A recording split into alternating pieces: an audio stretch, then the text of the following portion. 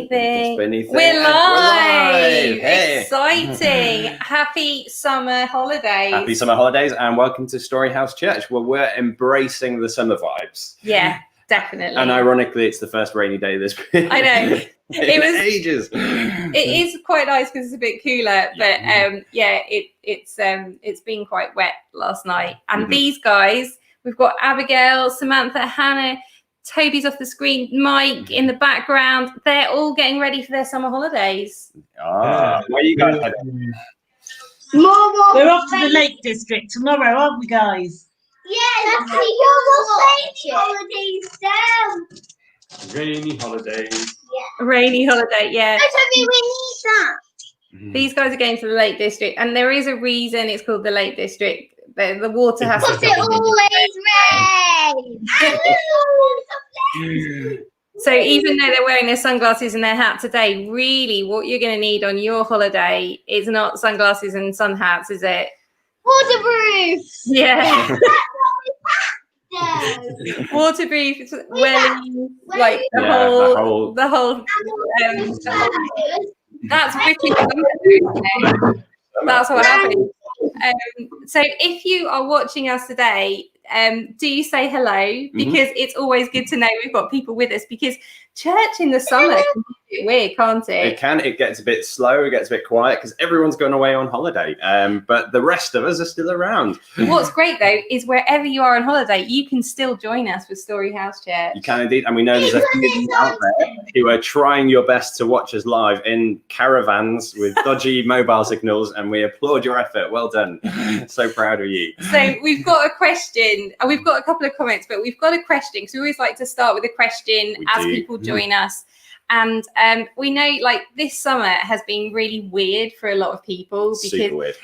If you hadn't noticed, we've had a global pandemic, and so that has affected people's summer holiday plans. It has. And so some people have been able to go away, some people are trying to escape France right now, wherever you are, and some people the plans have been changed, and you're at home this year for summer for maybe the first time, and that's really frustrating, isn't it? Is. We need a holiday. Everybody needs holidays. Everybody needs a holiday, and so what we're going to lean in today is the staycation.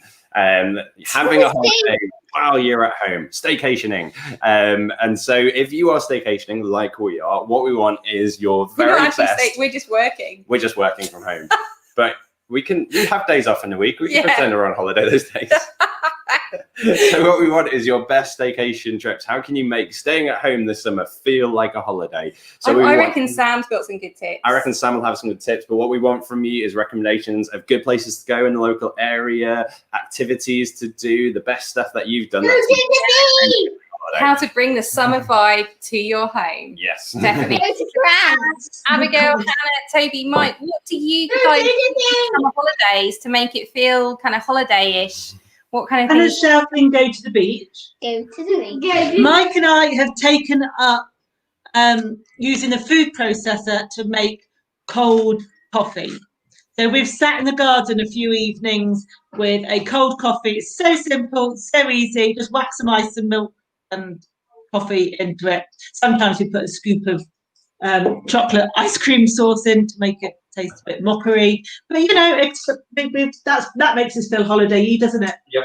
Anything sitting outside in the sunshine feels like holiday. Yeah. Oh, moving away this week. Well, having croissants every day. That's amazing. I'm going to go for that one. Yeah, we're missing out. We've got comments here. I think, do you know what? I've been quite jealous. I can smell barbecues, and that kind of makes me feel quite summery and a little bit jealous when you can smell someone barbecuing. I think that's always We can smell barbecues as well. And it makes me want to have a barbecue. We've got some hellos. We've got some hellos.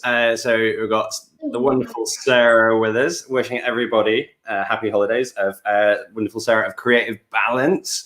And she thinks we look fabulous. Oh, so thank you, Sarah. Too kind. I feel better now. And then Laura is watching while painting Joshua's room. Now, there you go. There's something you couldn't do when church was in a building. No. Couldn't simultaneously paint your room at home and be at church. And she, like, ladies, queens of multitasking. Laura's nailing it. She's achieving and worshipping the Lord at the same time. That's wonderful. Which is amazing. We've got Libby and Pete. They're not with us. They're in their caravan.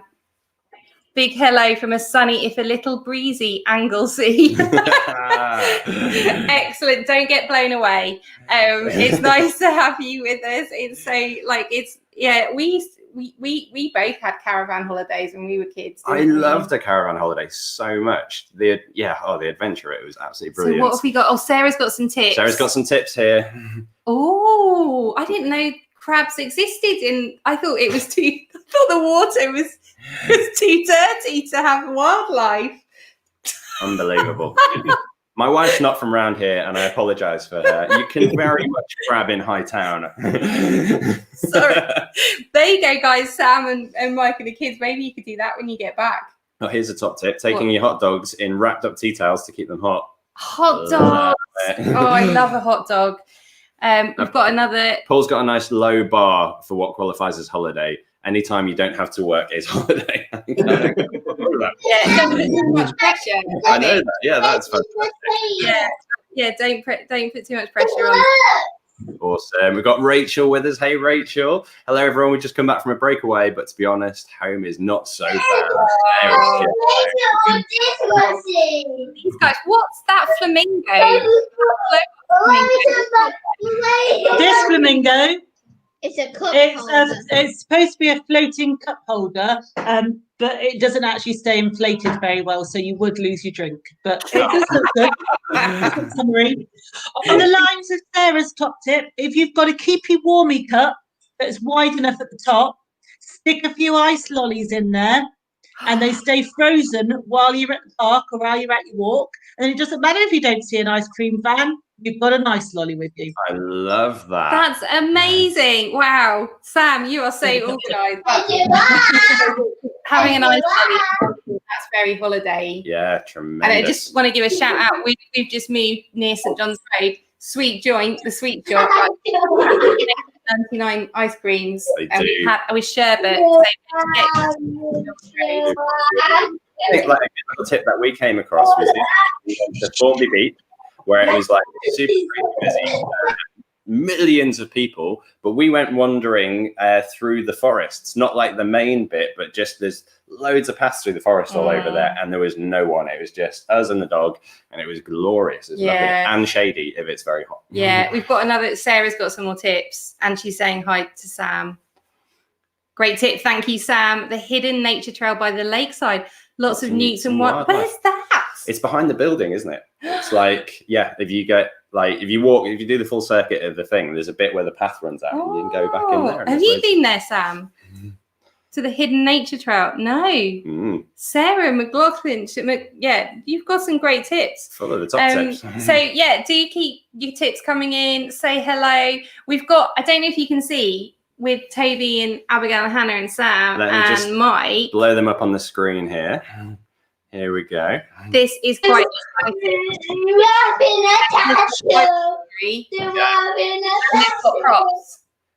And there's a the giraffe and the flamingo aren't going to feature in the story. Yes, but but we'll have a story later on with our castle and a few extra fun things. Amazing. Right now you can be wondering whereabouts in the Bible there is a giant flamingo and an even gianter giraffe in a castle. So stay tuned in because it's going to be amazing. That story is going to be. So what we're going to do is we're going to pop Abigail and Samantha and Mike and the kids backstage, and then we'll bring them back later for their amazing storytelling. I'm quite excited. So see you all later. Wonderful. Okay, I'm going to take these off. Why? Because it's so dark. We look great. I can't do the mirror thing either. Let me I'll just get closer to Dave.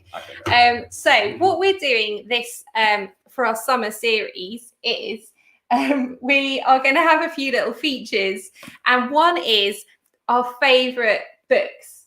Because I don't know about you, but when I go on holiday, I love reading, and normally we pack too many books. Yeah, guaranteed. We're a bit over ambitious. We'll pack like 5 to 10 books for like a week's holiday. Yeah. But this book, I want to talk about one of my favourite summer reads. This book, Dirty Glory, is amazing. I know Libby loves it. I know everyone that's read it really loves it. Mm-hmm. And this is a book by a guy called Pete Gregg, and he is an amazing Christian, a British guy who started this movement called 24/7 prayer quite a while ago now, a long while ago, like 20 years or not really long, but yeah. And he had this vision that he could see, and it was specifically young people that were really passionate for God, praying to God and then taking action. And I think sometimes we think that prayer is quite boring and that church is quite boring, and it can be. It can be, but it wasn't meant to be. It wasn't meant to be. But it wasn't meant to be boring. Being a Christian was not meant to be dull, because if we believe God created us, he wouldn't have then created us to do something that makes us bored, because that is not the life of a Christian. And prayer it can involve sitting still and being quiet. But prayer, the way God designed it, was for it to be an activity, for it to be part of taking action. And this book, Dirty Glory, has got stories about people who took God seriously, who took his word seriously and acted on it. And it's remarkable, because with prayer comes justice, like a real passion for justice, and people taking action to bring justice in the world. There's stories about people being healed. And this is just in the UK and around the world, of just ordinary, everyday people who just kept praying and believing that God was hearing their prayers, and also they acted on it. And so there's just a little quote that I want to read from the beginning of the book that, for me, has just completely inspired me. And it's also on the door of the staff office at StoryHouse coffee shop. So it's by this author. It's a quote that Pete Gregg uses by this author, Frederick Buechner. And it says, "Go where your best prayers take you. Unclench the fists of your spirit and take it easy. Breathe deep of the glad air and live one day at a time. Know that you are precious." And this is really the theme of the book, to go where your best prayers take you. Prayer isn't just a static thing when you're sat just quietly not taking action. It's to also go where your best prayers take you. Pray for them and then take action. And this is a book of stories about people that did that. And it's remarkable. And I would recommend it to anyone. And Nigel, if you're watching, we're going to drop it round this week for you. Yeah. So, yeah. Absolutely. So, and look for next week, we'll have another book recommendation from someone else. So, yeah, keep your eyes peeled. And just to confirm that, Libby does indeed approve. She loves it. It's so amazing. It's an amazing book. It's so You're good. just like, oh my goodness, I'm so excited. Like, it's brilliant, isn't it? Yes. So talking about something else really exciting. So this is very exciting. So this, if you've been with StoryHouse Church for a few years now, I'm trying to avoid that palm tree. I think it's fine just putting it in your face. Is it really? Yeah. I'm going to make it go away a second. So if you've been with StoryHouse for a little while now, you will know that each year we run a thing called the Alpha Course. And the Alpha Course is an introduction to Christianity for those who are not sure what they believe about it, but are curious or skeptical. So you get to come along every week, watch this really great 20-minute video and have a discussion about what it is all about. Now, of course, right now that's very difficult to do. We would normally make a meal for everyone. Everyone would sit in groups and have a chat and all that kind of thing. That's not quite safe to do right now. So what we're going to be doing instead, along with a lot of churches around the world, is we're going to be doing our Alpha Course online, which means that you don't even have to leave your home. Amazing. So good. Yeah, because I know sometimes it's hard, and if you've got kids, it's hard to get babysitters and things like that. And this is such an easy way to kind of find out more about Christianity. Very low risk. Very low risk, very easy, very accessible. It's not starting till late September, so you can sign up on our website. But we wanted to show you a little promo of the videos that you'd be watching in Alpha, so you can get a feel for it. So here we go. Here's a little promo for Alpha. Every day we ask so many questions. What should I wear?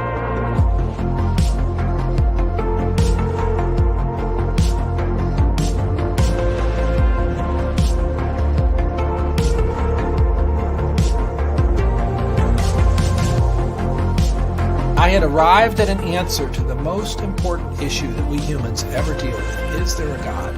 And I had arrived there without ever really looking at the evidence. And I was supposed to be a scientist.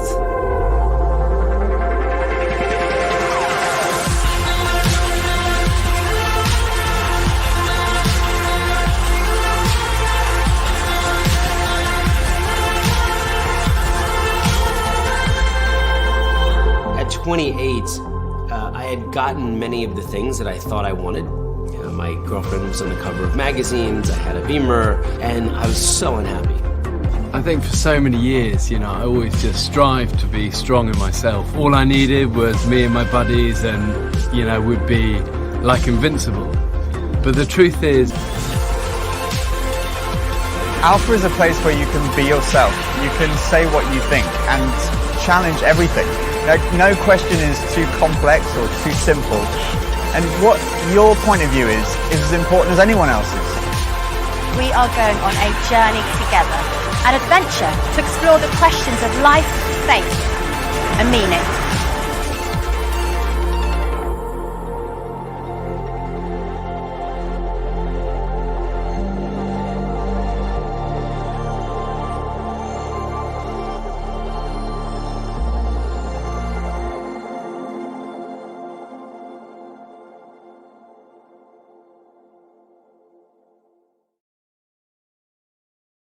So we have seen people's lives changed through taking a couple of hours out each week to ask the big questions of life. And some of those people are in our community now and can tell you stories of how their life changed as a result. And actually, we're going to get them on in future weeks to talk about just that. They don't know, but they'll be coming on. Coming for you. But yeah, it is honestly that space where you can ask those questions, you can make those comments, where we want to hear what you believe. So if you are exploring Christianity and you want to come along, then go to our website, which is at storyhouse.community/alpha. All you have to do is pop your name and email address in. And then when it comes closest to the time, we will send you the link so that you can join us at Alpha. Yeah, we've made some fantastic friendships as well with people that have joined. And it's just been great to kind of share our questions and bits more of our lives. And I always get so much from it. It might be that you've been away from church for a while and you're kind of feeling a bit distant, and Alpha could be a great thing for you to come along to as well. You can meet it at different points in your journey, can't you? Yeah. And it's not expecting you to have answers. It's a place to bring your questions and your doubts. Yes. Which we think is really important. 100%. So what we're going to do now is something very exciting. We'll see how this works. So a lot of the time in church and at St. Luke's Church, I know they do this, is that people share the peace. And as God's people, we are called to be peace bringers, to connect with people in our community, with those that we find easy to hang out with, and also to love those that we find difficult. And God is a God of peace. And he, as a benefit of being his child, we get to know his peace, but also to enjoy his peace as well. And then to bring that peace to other people. And so what we're going to do now is a lot of also, we've been quite distant from a lot of people in our lives through lockdown. And there may be some people that you have this Betsy's woken up, that maybe there's some people you've not been in touch with for a while. And so we're just going to spend a couple of minutes sharing the virtual piece with people. So we've got a little video with some instructions, but it could be you just grab your mobile phone in these 2 minutes and just send a message to someone to tell them you love them, to tell them that, like, you could say, peace be with you. Like, may you know God's peace today. You could tell them you miss them. You could tell them that you're sorry. It's about restoring relationships, being connected. And then that transformation in our communities and our lives happens through that. It could be, if you don't have a mobile phone or you don't know how to use it, you could have a little dance to the music. You could create a new handshake, like you could do we hadn't planned that. Or you could pray for someone who needs to know God's peace right now. So just enjoy this video and take action, do something, share the peace with someone in the way that you know best.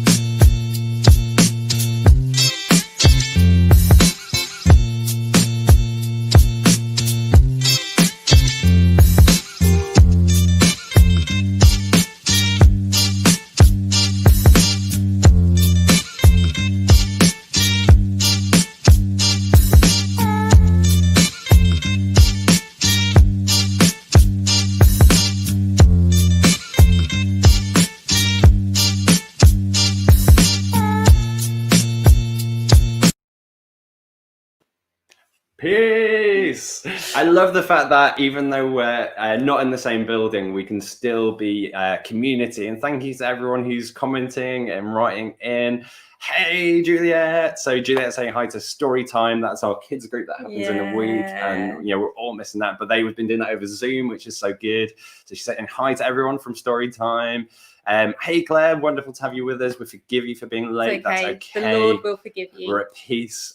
Marina, thank you. We are rarely called cool. Very rarely, very. I'm going to save that cool. comment and then remember that. Jackie, so good to have you with us. So thank you all for joining us. We are going to have our worship time now. So throughout summer, we're going to give some of our wonderful worship leaders a bit of time off, a bit of time to chill.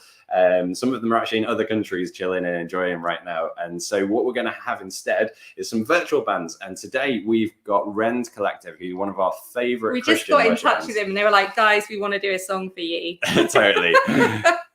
Yeah, that's totally what happened. But they're one of our favorite worship bands, and we use their songs a lot in church. And this is one of the ones that we totally love. It's called Lighthouse. And so for the kids at home, you might want to dance along and do the actions to this one, row your invisible boats, do the lighthouse thing, all of that kind of thing. So we're going to have the privilege of having Rend Collective leaders in worship right now. Thanks for joining us, Rend. Yeah. Virtually, and other churches. Amen. Okay. Well, hello, church. We count it a great privilege to be with you, to worship with you and your church. I'm just going to read from John chapter 4, 23. Jesus said, "But the hour is coming and is now here when the true worshippers will worship the Father in spirit and truth, for their Father is seeking such people to worship him." You know, it came after just a moment when the Samaritan woman said, "But don't you Jews say you're meant to worship in the temple?" Jesus was saying, it doesn't matter where you worship from. It matters about the state of your heart. That's where worship comes from. That's what the Father's looking for. So today, whether you're in a living room, whether you're outside, no matter where you are, we just love the fact that we can worship together. We don't need to be in a church building. We are the church. So let's just choose to worship God despite our circumstances. You know, Jesus didn't say to worship in feelings and circumstance, but he said in spirit and in truth. So let's sing together. My lighthouse, shining in the darkness, I will follow you. Oh, my lighthouse, I will trust the promise.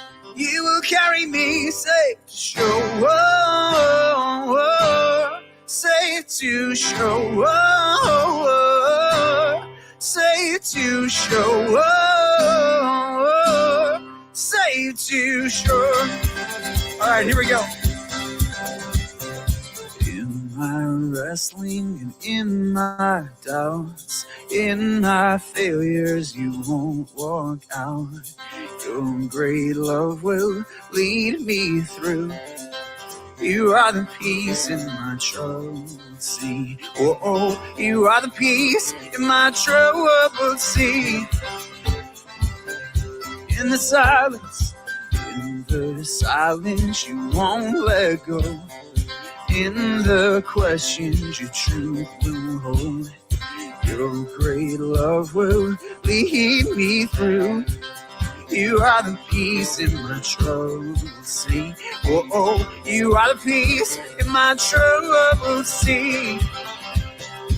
Sing this faithfulness, my lighthouse, shining in the darkness. I will follow you, oh, my lighthouse,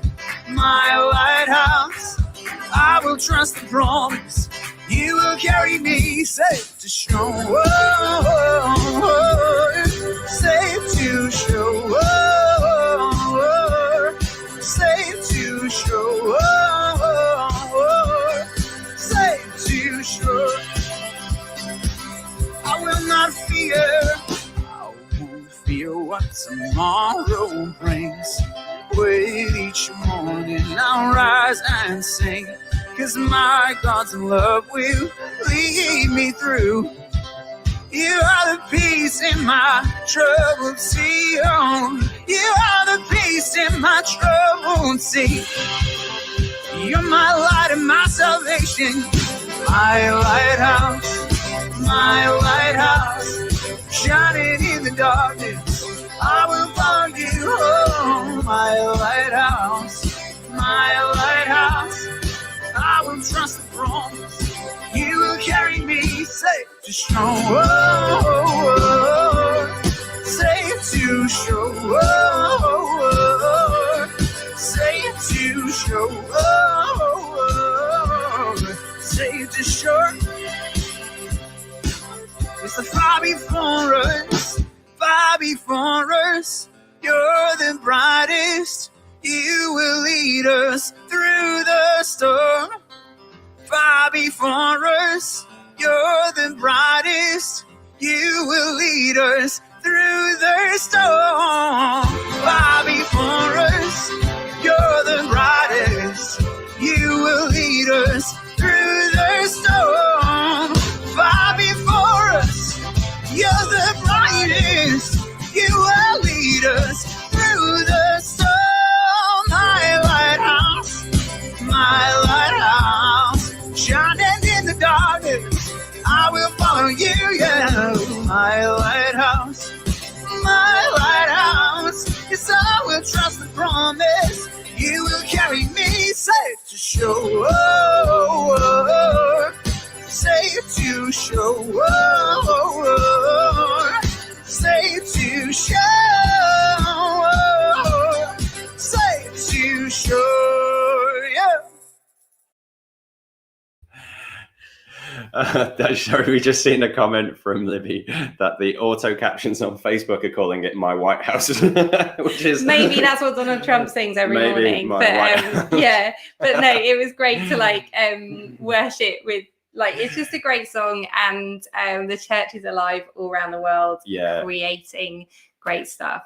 And so, thank you, Jesus. If you're looking for good worship music to sing along with, their albums are great, and they're on all the usual platforms and stuff. So they're really good. So I'm really excited about this next bit. Very excited. Okay, are you ready, Abigail and Samantha?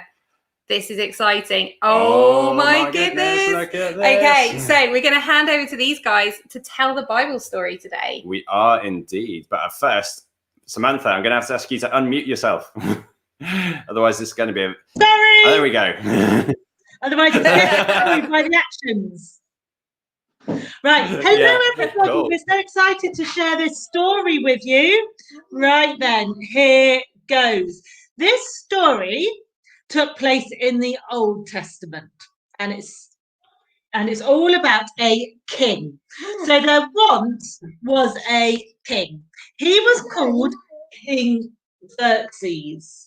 Okay, so here's this king, and he ruled over a very large empire. It was a huge empire, and in that empire lived some Jews.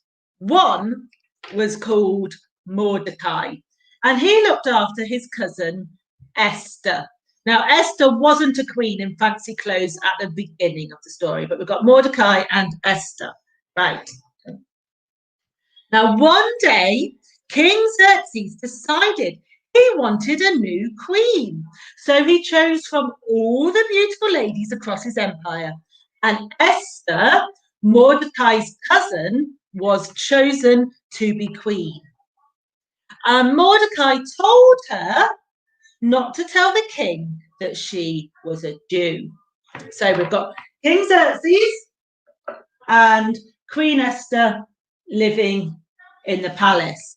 Now, Mordecai became a palace official.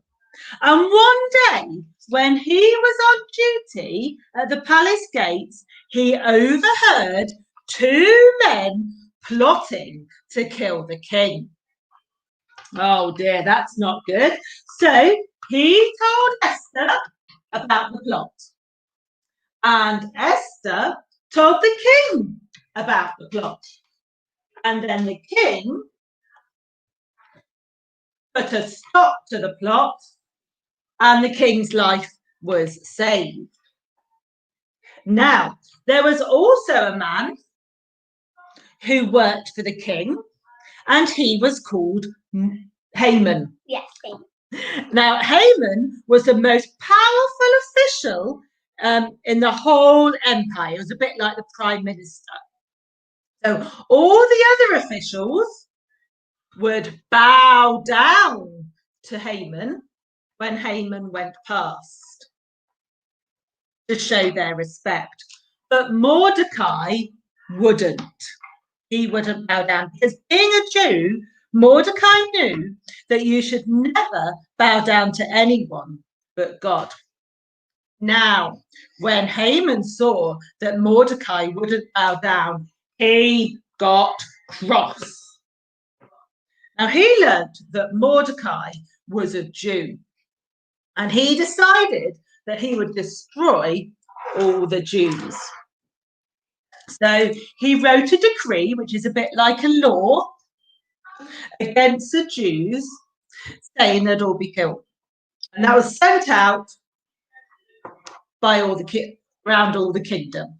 There you are, there's a man sending it out around the kingdom.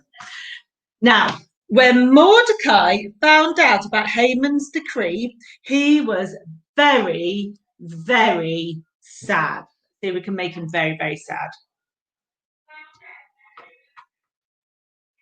And it says in the Bible that he tore his clothes, which was a sign of mourning, and he couldn't go into the palace anymore because he was in mourning.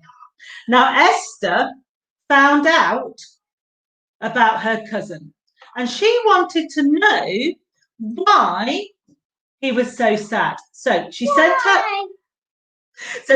her attendant to speak to her cousin. And Mordecai sent a message to Esther to say all about the decree and asked Esther to speak to the king and plead for mercy for her people. Esther reminded her cousin, but through her attendant, that no one was allowed to go and speak to the king unless they had been sent for. They could be punished with death if they did. But Mordecai said to Esther, "Who knows, perhaps you were made queen for such a time as this." So Esther asked for all the Jewish people to fast for 3 days. This is like asking them to pray for her as she went to speak to the king.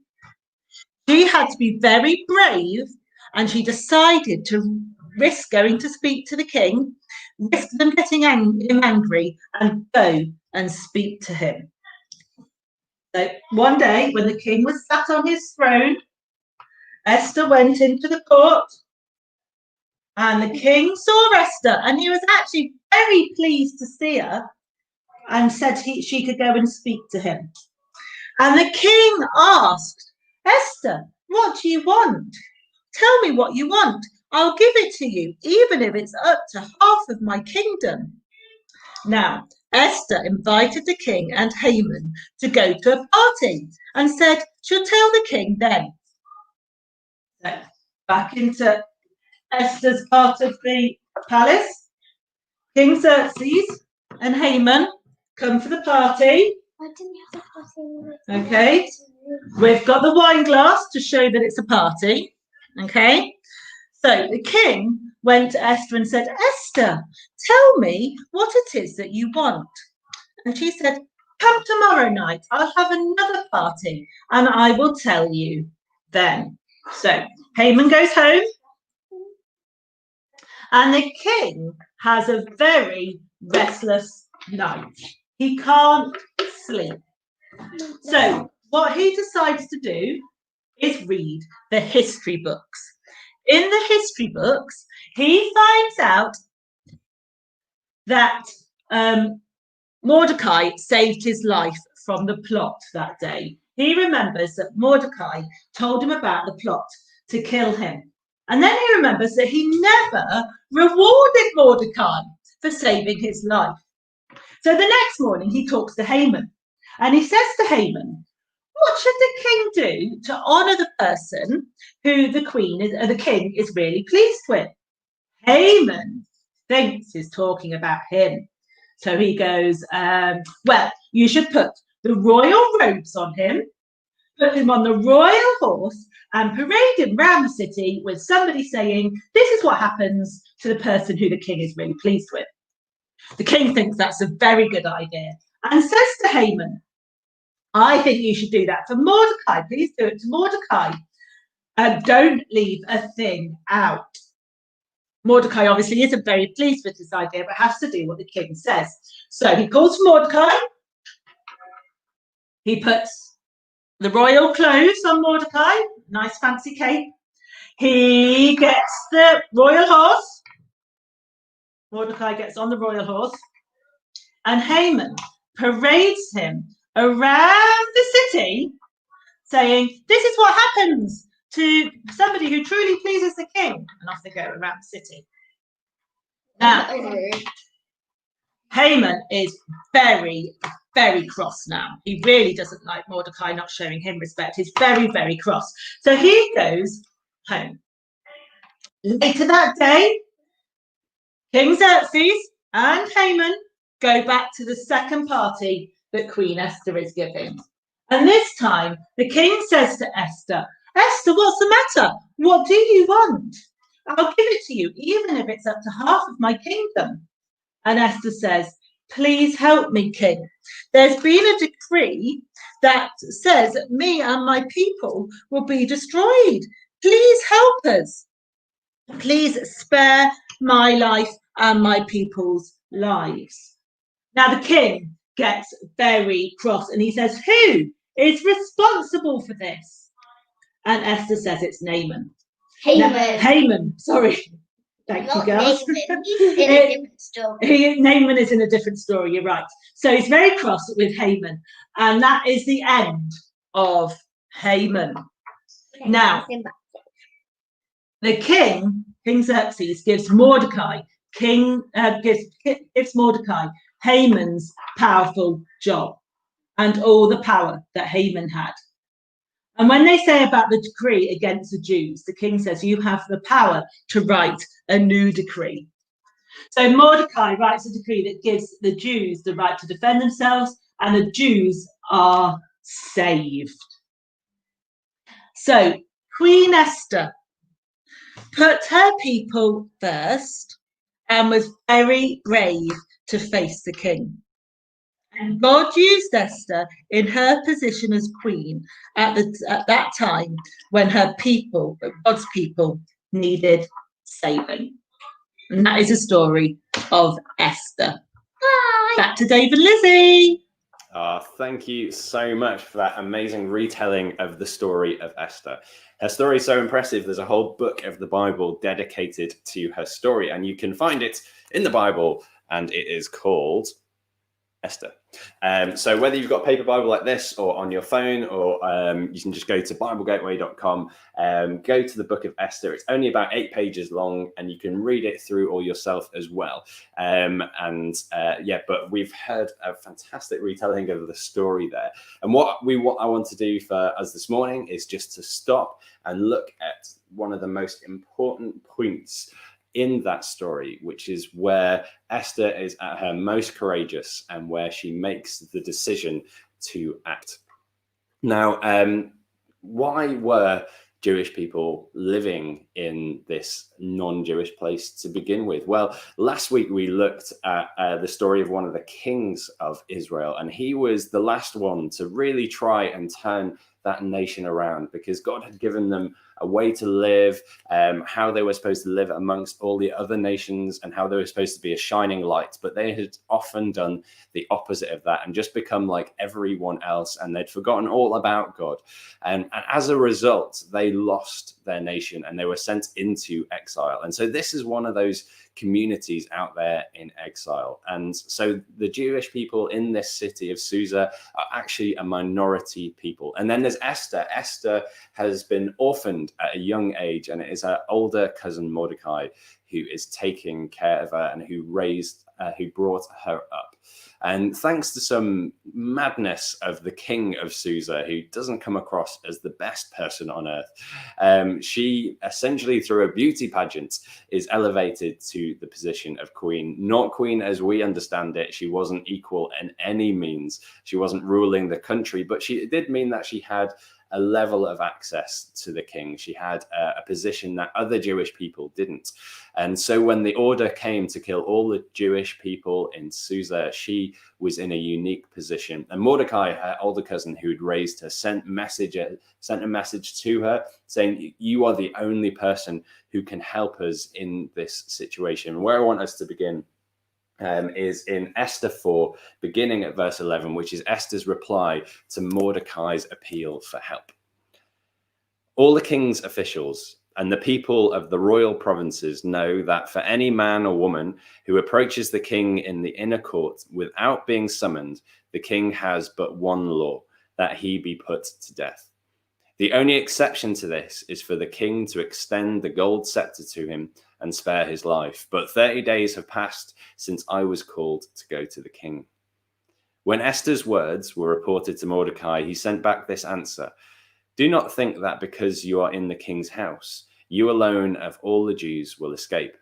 For if you remain silent at this time, relief and deliverance for the Jews will arise from another place, but you and your father's family will perish. And who knows but that you have come to this royal position for such a time as this.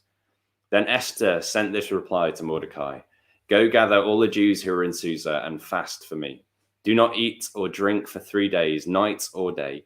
I and my maids will fast as you do. When this is done, I will go to the king, even though it is against the law.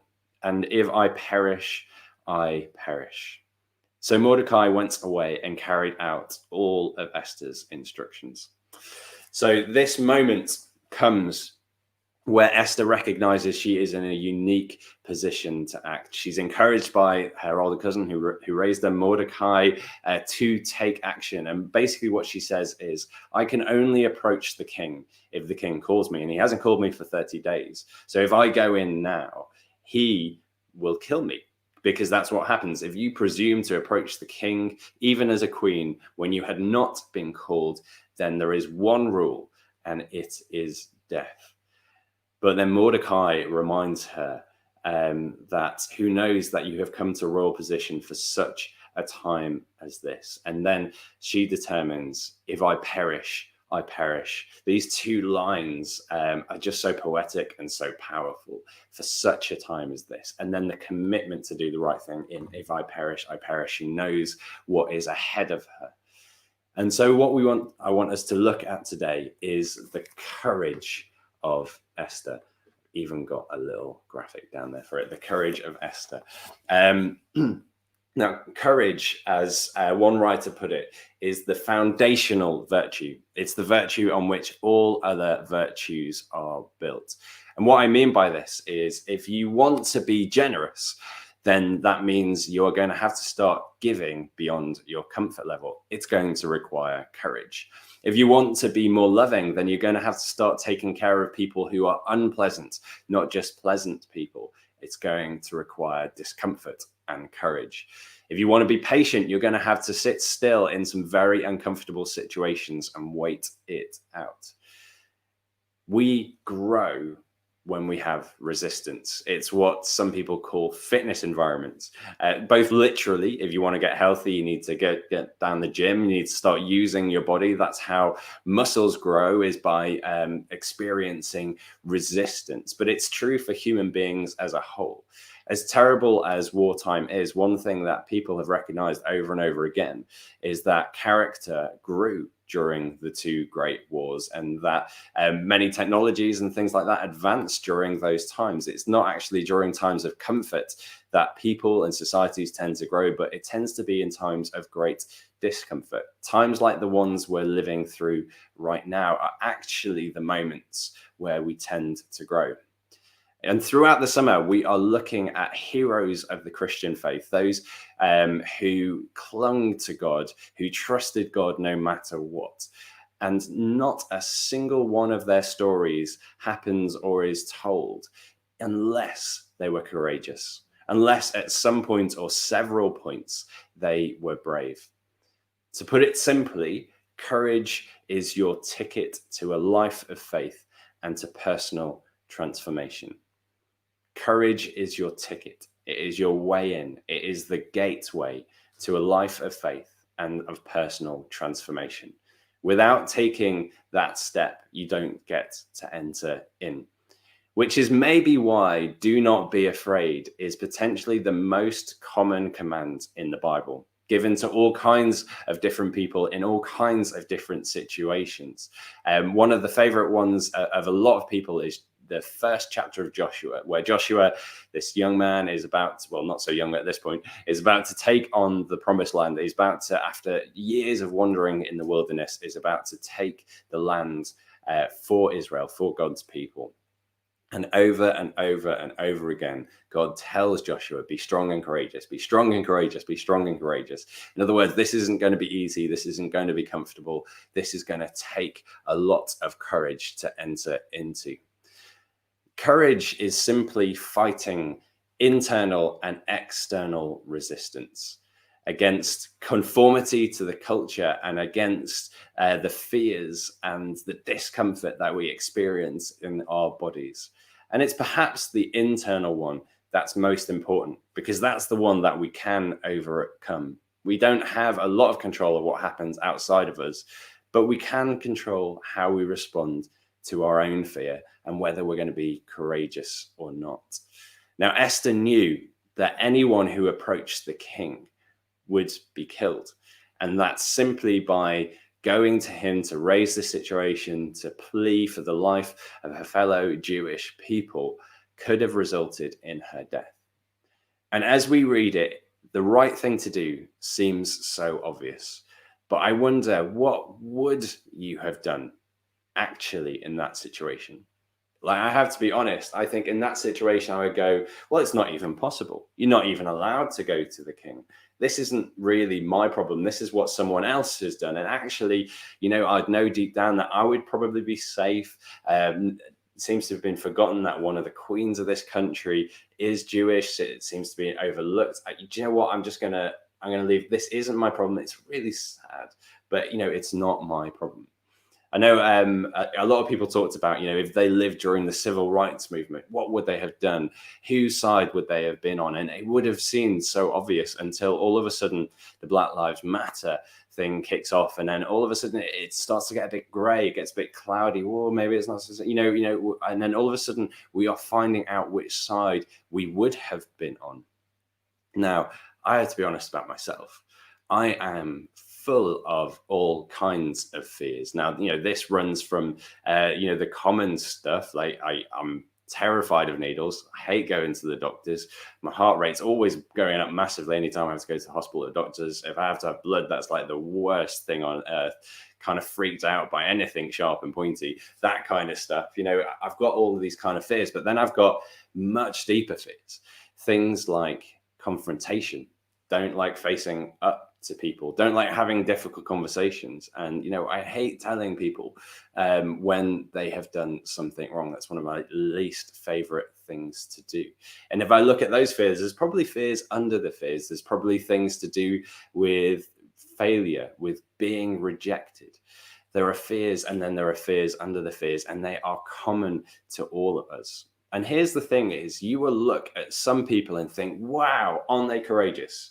Aren't they brave? They look so impressive. The things that they do with their lives are amazing. But they may simply not be afraid of the things that they do. It might take you an enormous amount of courage to do that thing. But actually for them, it's easy. It's a walk in the park. They might not be being courageous at all. It is different for each and every one of us. We've all got different past experiences. We're all wired differently, but we all come to that moment where doing the right thing feels horrible. It feels terrifying. Our body is telling us to run away at that point. And that is where courage steps in. There's a lie in our age that actually to be happy To have a full life, we need to be comfortable. We need to be enjoying ourselves all the time. Social media reinforces this lie by people sharing their highlight reel. So it looks like everyone is comfortable and happy and having a great time all of the time. But the truth is that actually true freedom and happiness is often on the other side of courage rather than of comfort. A lifetime of comfort will usually ruin someone's character. It will make them spoiled and kind of rotten on the inside. Whereas courage, repeatedly doing the right thing, even when it's difficult, will liberate us, will set us free from the things that we're afraid of, will make us people more like Jesus, which is one of our core convictions here at StoryHouse Church, to become more like Jesus. And to do that requires courage. Now, I've had you think about some of the things that you might be afraid of, whether that's rejection, being seen as a failure, all of these kind of things. But now I want you to think about a time when you were brave, a time when you were courageous, when you did something that was difficult and took a lot of bravery. You think of a time, small or big. There isn't a person alive, including you, who hasn't been courageous at some point, who wasn't scared and then acted and did the right thing anyway, which is all courage is. It's just doing the right thing even though we feel scared. That's what courage is. And you would have done it at some point, which tells you that this isn't for special people. It's not just for the Esthers of the world. It is for everybody. And you have that capacity within you. It also tells you that you probably didn't regret that. It didn't make you miserable. We often believe that, courage is for special people. And if I do this thing, it will make me miserable. But often on the other side, we seldom regret our acts of courage, even if it was difficult at the time. When we look back, I'm glad I did the courageous thing there. So how do we act with courage? How do we overcome our fears? Well, I just want to look at what Esther did here. 3 little steps that she did to overcome fear and to do the right thing. The first thing she did was that she discerned the right thing to do in community. Now, when we've got a nice bit of distance from a situation, it's often quite easy to look in and see what the right thing to do is. But when we're in the middle of it, things start to feel very confusing and very grey. C.S. Lewis, writing about the death of his wife and being very honest that he wasn't sure whether she really was with God or whether she had simply ceased to exist, he wrote this: "You never know how much you really believe until its truth or falsehood becomes a matter of life and death to you. It's easy to say you believe a rope to be strong and sound as long as you are merely using it to tie a cord around a box. But suppose you had to hang by that rope over a cliff edge. Wouldn't you first discover how much you really trusted it?" I love this idea that we think we believe a whole bunch of things, but we don't really know what we believe until it's tested, until it gets difficult, until it becomes, in the words of C.S. Lewis, life and death. This moment of not being sure of what we believe is what the Bible calls doubt. Doubt is simply, at its most basic level, to be torn between 2 positions or 2 modes of action, to not be sure which one to do. And as a Christian, if you've ever experienced doubt, that is completely normal. It is the evidence of faith.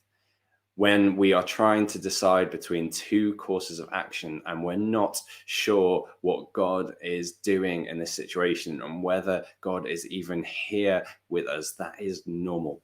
Every Christian who has faith experiences that. But what Esther did with that doubt was to test it in community. She talked it through with a trusted mentor, with Mordecai, to see what the right thing was to do. And he gave her good advice. He helped her to see the bigger situation for what it was. And so the second thing, after discerning the right thing to do in community, is she resolved to do the right thing. Those amazing words of hers: "If I perish, I perish." In other words, she's letting go of the outcome and trusting God with the process. And here's the thing: doing the right thing can lead to trouble. Mordecai, the whole reason this started off was because he would not worship a human being. He knew as someone who trusted God that he could only worship God, and he was not going to bow down to another human being. And it was the reaction of that other human being, Haman, who went crazy and angry with this, that got everyone in trouble to begin with. When you do the right thing, you cannot control what happens next. But the most important thing is that we do the right thing, regardless of the outcome. Mordecai doing the right thing got everyone in hot water, but Esther doing the right thing got everyone out of hot water. We can't determine the outcome, but we can determine our own action. And when we look back on our life, we want to have done the right thing. And resolving to do the right thing is the end of doubt. We're not meant to stay in doubt forever, but at some point to come out having made our decision and making a firm one. And then the third thing that she does is she prays, and she prays a lot, and she prays in community. Her and her house and everyone who worked with her prayed and fasted. She asked every Jewish person in that city to pray and fast for 3 days. No food, no water for 3 days, just prayer. Just using their whole body to pray to God, to show God we're serious about this. This matters. We can't eat right now. I don't know if you've ever been incredibly stressed. You kind of lose your appetite. It's a way of doing that in our prayer. I've lost my appetite because I need God to intervene right now. So she trusts God with the outcome by coming to God and asking God to be in this situation. And ultimately, it is God who is in this situation, who saves everybody in this situation. Now, God, his name is never mentioned in the whole book of Esther. In this whole story, God's name and what God is up to is not mentioned even once. What the writers of this story, looking back at it, want us to do is to find out for ourselves where God is at. So many things could have happened that would have ruined this plan. Esther could have approached the king and he could have done what he was meant to do, what he would normally do, and have her killed. Mordecai early on might not have overheard of the plot to kill the king and would never have got in his good books. The king would have forgotten about that story, except for the fact that he couldn't sleep one night, and his royal chronicler read back the story to him, and he remembered that Mordecai had saved him. And it goes on and on and on. If this, if that, if this hadn't happened, if Esther hadn't been in the right place, if she hadn't have acted, if this, if that. And when you start looking at all of these coincidences, you realize in all the mess, and there is a lot of mess, in all of the mistakes, and there are a lot of mistakes, in all the rebellion and sin that's going on, and there's a lot of it, God is working in all of that mess to make things come out for good. In Romans 8:28, it says, in all things, God works for the good of those who love him. Now, that's not to say that every single thing that happens to you is God being good to you. It's that God is working in the whole picture, in the mess and everything. He's working the whole picture out to the good of those who love him, redeeming difficult things, making coincidences happen left, right, and center in order that it works out for good for us. And so ultimately, in all of these stories of the heroes of faith, their part was to be courageous, to have faith, to trust. God was working out the outcomes. God was working through all the messy details to make it happen. And make no mistake, if we're courageous coming out of this, we will make mistakes everywhere. We will get things wrong. We will chicken out plenty of times for every time that we are courageous. And God, if we continue to trust him, will work things out for good for all of us who trust him. I want to end with a little quote from a church leader called Jay Pathak, who we got to meet a number of years ago. We had a really powerful encounter with God, actually, when we met with this guy. And he's a good teacher. He's over in Denver. But I was listening to him talk about courage, and he had this to say. I find it shocking how many believers are really bored with their faith. How is that possible? I can find you something in 3 seconds that makes your faith not boring. Share your faith. Pray for someone who is sick. Find a spiritually dark place in your area and get praying for it. Put yourself in any public place and ask God, what are you doing here? And then act on it. I love that idea that I can find something in 3 seconds that will make your faith not boring. So if you feel like you're just going through the motions and things are a bit dull, it need not be. God is up to something in your life and calling you into an adventure. And stepping into that adventure requires courage. Now, Lizzie is going to come back on now, and she's going to lead us through a type of prayer that actually helps us figure out what God is doing in our life in order that we can act on it. So, Lizzie, I'm going to leave you now to lead some prayer. Yes, I can put that down. Thank you. Okay, so sometimes we can hear something that's really challenging and then wonder why God's not changing anything in our lives. But the thing is that we have a part to play. There's a partnership, and God can't magically change us. We need to work with him in that and want change and want to experience him in new ways. And there's this word that is often found in the Psalms called Selah, and it means to kind of pause and to weigh the words that you've just heard.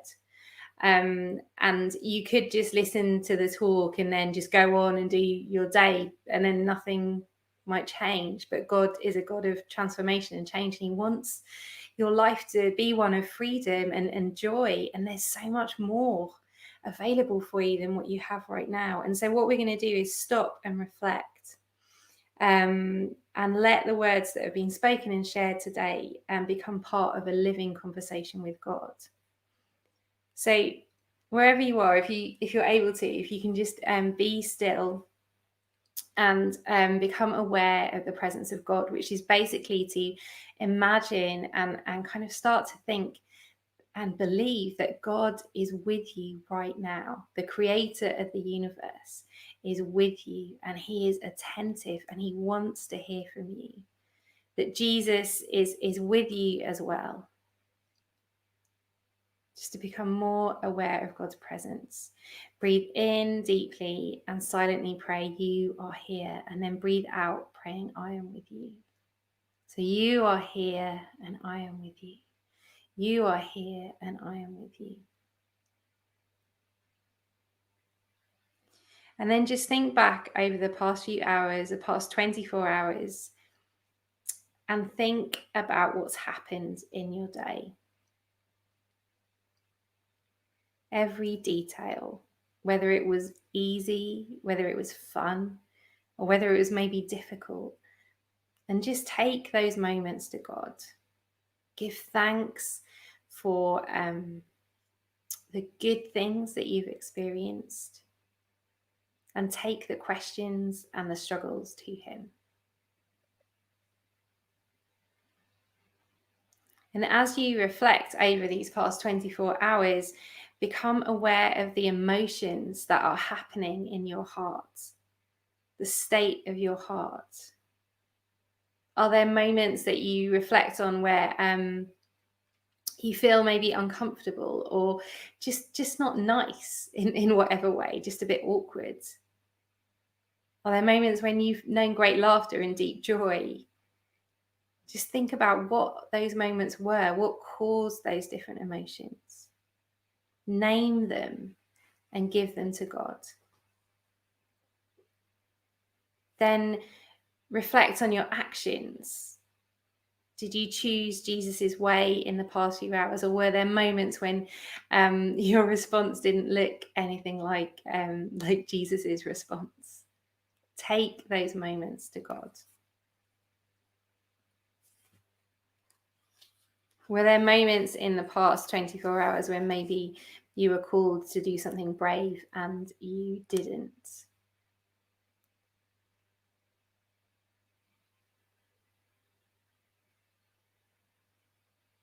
Maybe it's time now to kind of ask God, where are you in my day? Where were you in my day? Ask God to reveal that to you.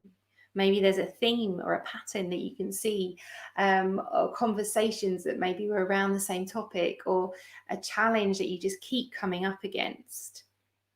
God is in each of those moments.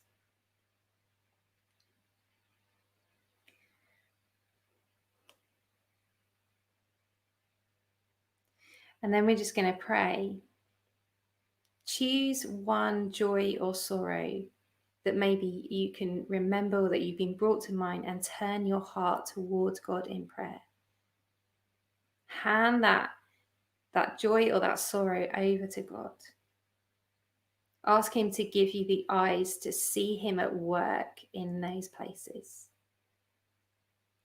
You ask for the wisdom to do the right thing, for the humility to seek wisdom from others and God, and the courage to live out the lives that we were called to live, and the faith to look beyond our current circumstances and find hope in the promises that you give us, that there is more to the life that we live right now. Amen. Praying is not easy, and it takes practice. You don't become an expert at prayer instantly. You have to pray. And this idea of just stopping and thinking about what you're feeling and naming those emotions and taking them to God, this is something that takes practice. But as you do that and you ask him to reveal where he is, he will reveal where he is in your life in new ways.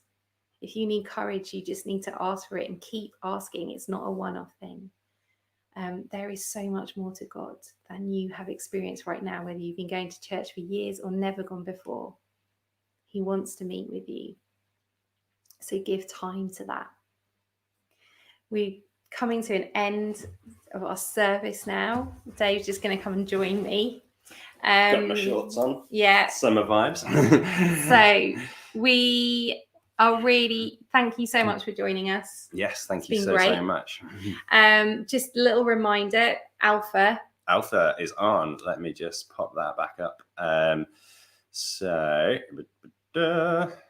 Yes, if you're interested in going to Alpha, or you have friends you want to invite to Alpha, just go to the website storyhouse.community/alpha, which has more details and also a little sign up form where you literally just pop in your name, email address, and then we'll send you the link closer to the time, which is just 5 weeks away on Wednesday. It will come around quickly. It will come around quickly.